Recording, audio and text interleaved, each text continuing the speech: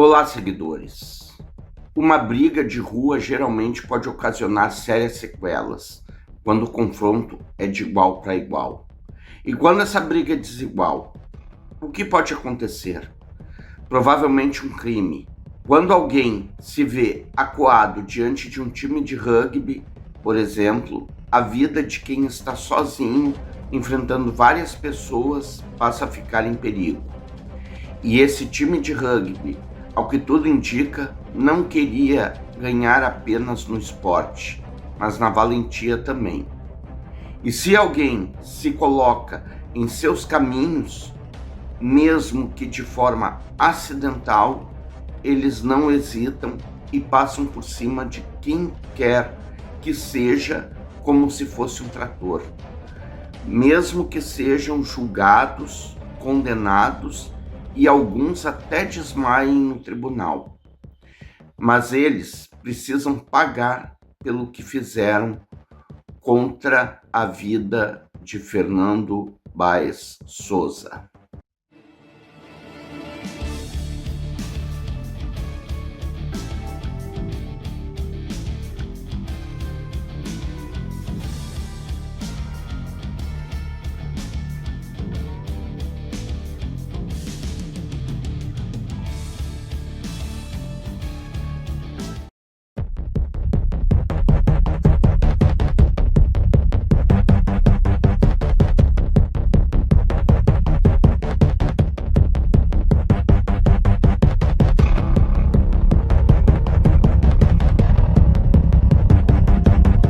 Fernando Baez Souza nasceu em Buenos Aires em 2 de março de 2001 e perdeu sua vida em Vila Gesell em 18 de janeiro de 2020.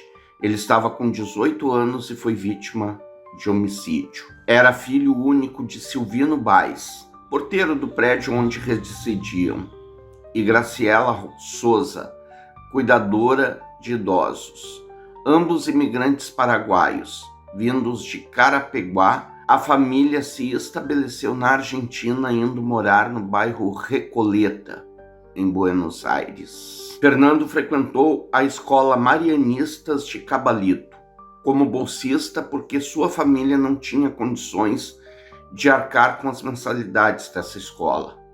Ele se formou nessa instituição com bacharelado em Ciências Humanas e Sociais no final de 2018. Após concluir os estudos secundários, as 6 disciplinas do ciclo básico comum da Universidade de Buenos Aires, para ingressar na carreira de Direito.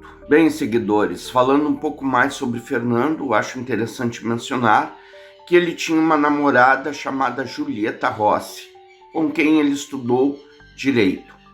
Os dois fariam 10 meses de namoro poucos dias depois que ele perdeu a vida de forma tão violenta. Após Fernando perder sua vida, seus restos mortais foram sepultados na escola onde era aluno e posteriormente cremados no cemitério Chacarita. Agora, seguidores, para vocês entenderem melhor tudo o que aconteceu, eu vou listar quem foram os acusados de tirarem a vida do Fernando com suas idades na ocasião do crime. Luciano Pertossi, 18 anos.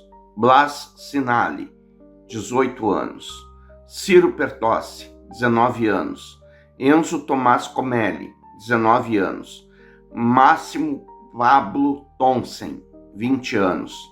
Matias Franco Benicelli, 20 anos. Ayrton Michel Violas, 20 anos. Lucas Fidel Pertossi, 20 anos. E Juan Pablo Guarino e Alejo Milanese, que não tiveram suas idades divulgadas. Bem, seguidores, até o momento eu só fiz a vocês uma breve ilustração do que será apresentado no vídeo de hoje.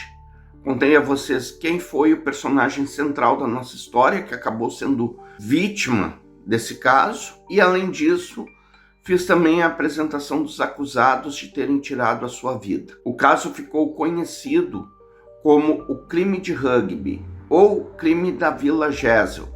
Trata-se de um crime que ocorreu no dia 18 de janeiro de 2020, no balneário argentino de Vila Gesell. Fernando era a vítima e foi massacrado a socos e pontapés por um grupo de jovens, onde a grande maioria eram jogadores de rugby, na saída de uma discoteca em via pública, depois de uma discussão que havia ocorrido minutos antes, ainda no interior da pista de boliche onde todos estavam. A partir de agora, então, eu vou relatar a vocês como ocorreram os fatos. O Fernando chegou na Vila Gesell na quinta-feira, dia 16 de janeiro de 2020. E os planos dele seriam de ficar alguns dias por lá, com seu grupo de amigos e a sua namorada, a Julieta. E eles se hospedaram em um albergue local, onde ficariam ali até o dia 23 de janeiro de 2020. Por volta das 19 horas do dia 17 de janeiro de 2020, Fernando e seus amigos decidiram ir a um local chamado Le Brick, o tal boliche. E foi nesse boliche que tudo começou. E como começou, seguidores, eu vou relatar a vocês a partir de agora. Os jogadores de rugby acusados de cometerem esse crime defendiam um time de Zaraté. E assim como Fernando, eles também foram passar um período de férias em Vila Gesell. Eram 11 colegas de time e 10 deles alugaram uma casa juntos naqueles arredores. Porém, havia um 11º integrante que não ficou com eles na casa, mas se encontrou com os companheiros de time para passearem juntos depois. E esse grupo, seguidores, já tinha um histórico de brigas coletivas em boates, de assédio a outros jovens, com ataques, de superego, no que se referia à classe social também. E naquela noite em que tudo aconteceu, assim como o Fernando, eles também resolveram ir ao boliche. E eles chegaram ao local por volta das 3 horas da madrugada. Tudo aconteceu por volta das 4h30 da madrugada, onde num determinado momento, por volta desse horário, Fernando e Máximo Tonsen acabaram se estranhando no decorrer da festa. E foi assim que os dois começaram a brigar dentro do boliche. E nesse momento da briga, Fernando até mesmo conseguiu levar melhor, pois ele acertou um soco no estômago do Máximo e o derrubou no chão. E então a briga começou a se generalizar lá dentro. Alguns seguranças trataram de expulsar Fernando e Máximo do local. Fernando saiu do local numa boa e sem causar nenhum tipo de problema adicional. Porém, Máximo não gostou do que aconteceu e decidiu ir afora. Depois de serem expulsos do local, o que aconteceu foi mais ou menos o seguinte. Fernando decidiu ficar ali na frente do local com seu grupo de amigos, à espera dos que faltavam para ir embora dali. Fernando ainda tomava um sorvete enquanto esperava o restante dos amigos saírem do local e tal. Só que, uns 15 minutos depois disso, 2 membros do time de rugby, o Enzo Comelli e o Ciro Pertossi, resolveram atacar. E o primeiro foi o amigo do Fernando, Juan Manuel Pereira Rosas. Um jogador de rugby atacou o Juan Manuel pela frente e o outro atacou por trás. Tudo isso serviu como cortina de fumaça, porque outros 4 integrantes desse grupo atacaram Fernando, que era o principal alvo desses criminosos. Bem, seguidores, a partir daí a pancadaria rolou solta.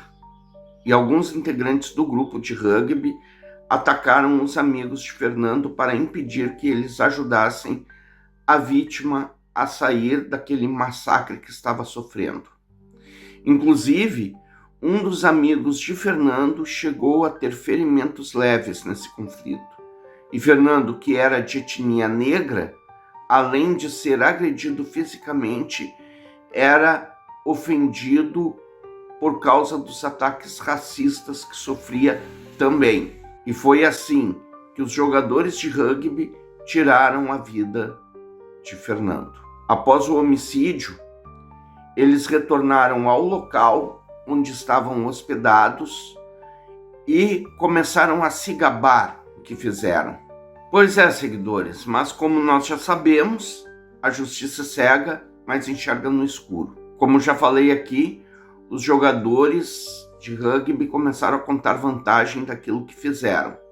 E um funcionário de um hotel próximo de onde eles estavam hospedados ouviu os relatos. E assim, ele levou a informação quentinha para a polícia. E a polícia, logicamente, não perdeu tempo em deter esses infratores pouco tempo depois. O grupo ainda tentou se livrar de provas que existiam contra eles, no que se referia aos vestígios de sangue em suas roupas, por exemplo.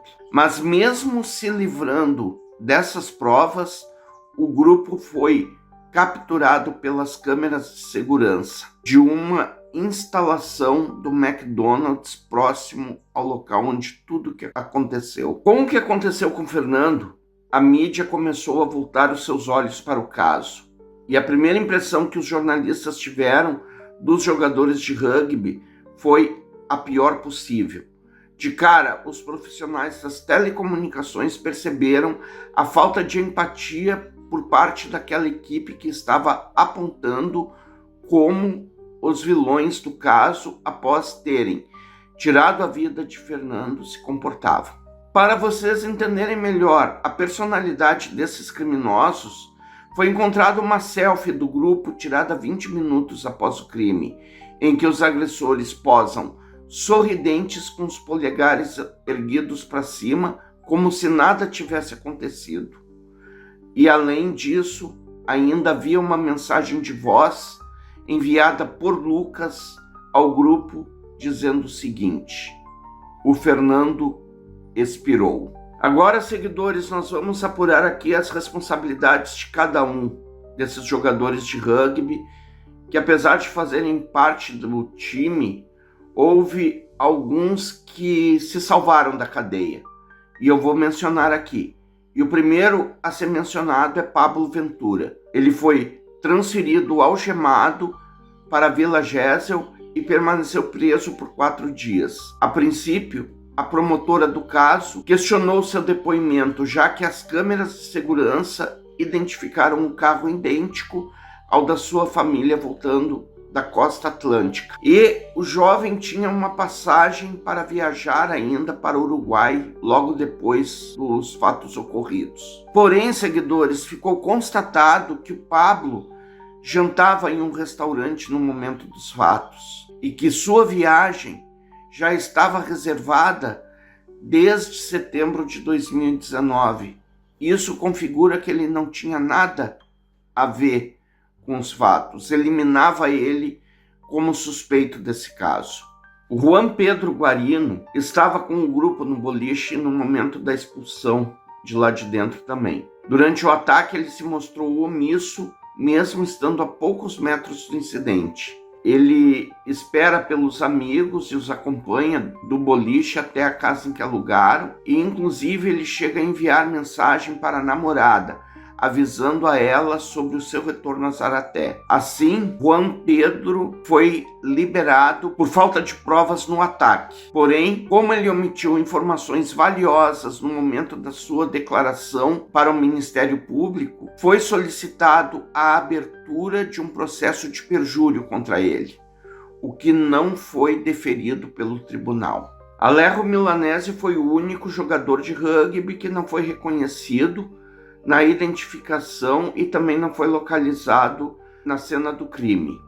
Acredita-se que ele nunca tenha comparecido à briga. Ele é visto esperando no descanso e caminhando com Ayrton na direção de seu alojamento, assim como Guarino, e por intercessão de representantes legais de Madrid que colaboraram no caso como seu advogado, Alejo foi libertado por falta de provas.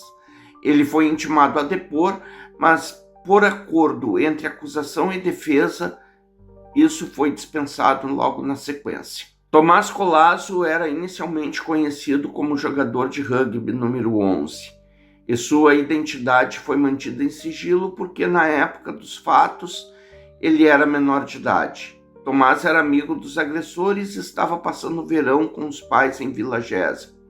e ia ao boliche com seus conhecidos. Ele é visto caminhando com o acusado até a casa e há uma foto entre eles. Porém, na ocorrência, ele foi observado nas proximidades, mas sem desempenhar qualquer papel ativo na agressão. Inclusive, ele tenta segurar Máximo pelo ombro para que ele parasse de bater na vítima, no caso Fernando. E justamente por isso é que ele não foi acusado. Colasso até prestou depoimento em juízo durante o julgamento, mas na condição de testemunha. Porém, a promotoria, assim como o depoimento de Guarino, considerou que ele omitiu informações valiosas no momento de seu depoimento e solicitou a abertura de processo por perjúrio, que não foi concedido pelo tribunal. E agora, seguidores, depois que apresentamos os 4 integrantes do grupo que se livraram da acusação do homicídio de Fernando, eu vou apresentar agora os outros 8 indivíduos que foram processados por esse crime e tentar explicar o que eles fizeram com Fernando na porta do boliche naquela noite. São eles: Máximo Thomsen, líder do grupo e principal agressor de Fernando, desferindo socos e chutes no rapaz, pelo menos 2 vezes com ele já caído ao chão. Ciro Pertossi atacou Fernando pelas costas e o derrubou ao chão.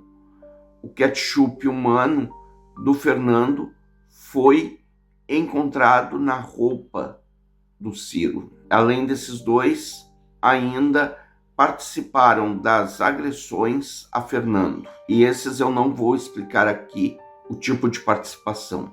Luciano e Lucas Pertossi, Enzo Comelli, Blas Cibali, Matias Banicelli e Ayrton Violas. Após a prisão dos suspeitos, ficou decidido que eles não prestariam depoimento na promotoria de Vila Gesell.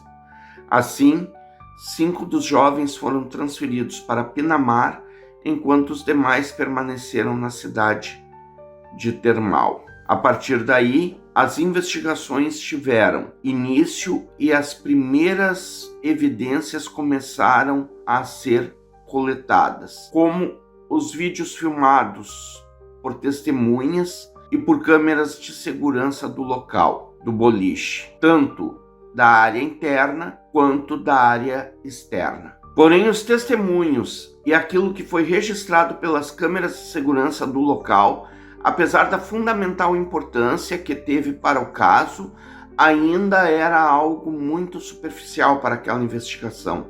Ou seja, a polícia precisava de mais dados. E foi na casa alugada pelos jogadores que as autoridades encontraram o que estavam procurando. Lá foram encontradas roupas e sapatos manchados de sangue, sendo que um dos pares de calçados era do Máximo Thomsen. Os celulares dos jovens foram confiscados para análise de laboratório, onde foi revelado que um dos jogadores de rugby detido havia gravado o ataque. As principais testemunhas também prestaram depoimento, incluindo amigos do Fernando. Além disso, a autópsia iniciou uma averiguação no corpo do rapaz e identificou uma hemorragia interna nele. Durante as semanas que se seguiram, foram realizadas as rondas de reconhecimento dos acusados, para determinar exatamente qual o papel de cada um deles no crime contra Fernando. E todos eles foram reconhecidos, com exceção de Alejo Milanese. A princípio, falou-se de um caso de homicídio seguido de briga, mas, com o passar dos dias, o Ministério Público os acusou de homicídio qualificado pela colaboração premeditada de 2 ou mais pessoas, o que prevê pena de prisão perpétua. 2 dos detidos, que são Máximo Thomsen e Ciro Pertossi, foram acusados como coautores do crime, enquanto os outros foram acusados de participantes necessários. E assim, eles foram transferidos para o presídio de Dolores. A partir de agora, seguidores, a situação que já era ruim para os acusados se complica ainda mais.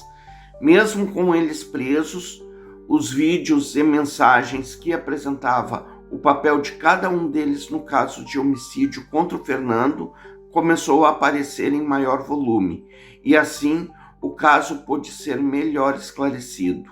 Em 10 de fevereiro de 2020, a promotora Verônica Zamboni solicitou a prisão preventiva para 8 dos 10 réus, assim com a liberdade por falta de provas para os personagens já citados por aqui, uma vez que não foram encontradas provas suficientes para localizá-los no local e no momento em que Fernando foi atacado. No entanto, continuaram a ser acusados e submetidos a julgamentos em liberdade. No dia 13 de março de 2020, os acusados foram transferidos para o presídio Melchor Romero para a realização de exames psicológicos que foram suspensos devido à crise sanitária mundial ocorrida nessa época. O Tribunal de Apelações e Garantias de Dolores ratificou a prisão preventiva dos 8 acusados detidos em abril de 2020, após pedidos de concessão de prisão domiciliar. Também manteve o caso de homicídio duplamente agravado e apoiou o trabalho da procuradora Verônica Zamboni. A única modificação que ela fez foi considerar presumível e precariamente que Máximo Tonsin e Ciro Pertossi poderiam ser considerados coautores junto com os outros 6 participantes, enquanto Milanese e Guarino não receberiam acusações nesse caso. Em 2 de janeiro de 2023, teve início o julgamento dos 8 homens acusados de terem tirado a vida de Fernando. Assim, Matias Benicelli, Balazs Sinali, Enzo Comelli, Ciro Pertossi, Lucas Pertossi, Luciano Pertossi e Máximo Tonsin, além de Ayrton Vilas, sentaram no banco dos réus. O advogado de defesa escolhido para defender os 8 acusados foi o Dr. Hugo Tomei. Além disso, 130 testemunhas prestaram depoimento durante as 2 semanas que se passaram. E o advogado Hugo Tomei ainda contou com uma importante assistente de defesa ao seu lado. Tratava-se da doutora Emília Pertossi, irmã dos acusados Ciro e Luciano e prima de Lucas. Bem, seguidores, no dia 18 de janeiro de 2023, exatamente 3 anos após a morte de Fernando, encerrou a fase de testemunhas e amostras de vídeos, fotografias, ilustrações e denúncias de terceiros sobre o ocorrido, razão pela qual, nos dias 25 e 26 de janeiro, foram designadas para os principais argumentos das partes. A parte acusadora alegou que a defesa dos acusados pretendia burlar a sentença de prisão perpétua para todos os que estavam envolvidos no crime, enquanto o promotor de julgamento endossou o ouvido de sentença de prisão perpétua. No total, a argumentação acusatória durou aproximadamente 10 horas. No dia 6 de fevereiro de 2023, foi feita a leitura da sentença dos réus, a partir da 1h da tarde. O advogado Hugo Tomei solicitou autorização para que os acusados recebessem a sentença em pé. A autorização foi concedida e assim foi feito, e a sentença começou a ser lida. O tribunal decidiu condenar todos os réus, mas de maneira diferente, sendo que 5 deles foram considerados como coautores do crime, que era a situação mais crítica naquele momento, e os outros 3 participantes foram considerados como secundários, onde pegariam uma pena menor. Os 5 condenados como coautores foram Máximo Tonsem, Enzo Comelli, Matias Benicelli e Luciano e Ciro Pertossi. E os 3 participantes secundários foram Ayrton Violas, Blas Sinali e Lucas Pertossi. Agora, seguidores, depois de relatar a qualificação criminal de cada um, nesse caso, eu vou relatar a vocês a sentença que os réus receberam. Os 3 condenados como participantes secundários receberam uma pena de 15 anos de prisão cada um deles. Já os 5 coautores receberam uma pena de prisão perpétua. E aqui, seguidores, cabe uma pérola para vocês que eu não poderia deixar passar em branco. O Máximo Tonsem, considerado o encrenqueiro da vez, pois foi ele quem iniciou tudo isso que culminou na morte do Fernando. O valentão, que iniciou as suas agressões ao Fernando ainda dentro do boliche, desmaiou no tribunal ao receber a sua sentença de prisão perpétua. É isso mesmo, seguidores. O Máximo Tonsem desmaiou. Pois é, né, Máximo Tonsem? Quem te viu e quem te vê, hein? Rapadura é doce, mas não é mole não, meu camarada. Ambas as partes manifestaram por escrito e no prazo legal de 7 dias a intenção de apelar da sentença. Pois é, seguidores, os criminosos se julgaram no direito de recorrerem da sentença depois do crime que cometeram contra o Fernando, mas a acusação também não deixou por menos e assim como a defesa, eles também recorreram. A defesa, logicamente, queria obter um resultado mais benéfico para os réus que obtiveram prisão perpétua. Por outro lado, a acusação quis obter uma pena mais severa para os 3 acusados que pegaram a pena ínfima de apenas 15 anos de detenção. E agora, seguidores, vamos às perguntas do vídeo de hoje. Pergunta número 1. O que vocês acharam do desmaio do Máximo Tonsem ao receber a sua sentença de prisão perpétua no tribunal? Pergunta número 2. Vocês acreditam que os 3 agressores que pegaram uma pena menor de 15 anos deveriam ficar mais tempo presos? Sim, não. Por quê? Me respondam. Interajam comigo nos comentários, porque aquilo que for bom para vocês vai ser bom para mim também. A história de hoje foi essa, seguidores. Agora vou navegar na internet em busca de novos casos para trazer a vocês. Se inscrevam no meu canal se ainda não forem inscritos. Façam seus comentários sempre educadamente, respeitando os familiares da vítima. Deixem um like e compartilhem o vídeo com os amigos e ativem o sininho para receberem as notificações de novos casos que durante o decorrer da semana eu vier a postar no canal. E não se esqueçam de me visitar na rede vizinha, no endereço colocado na parte de baixo desse vídeo. E até o próximo caso.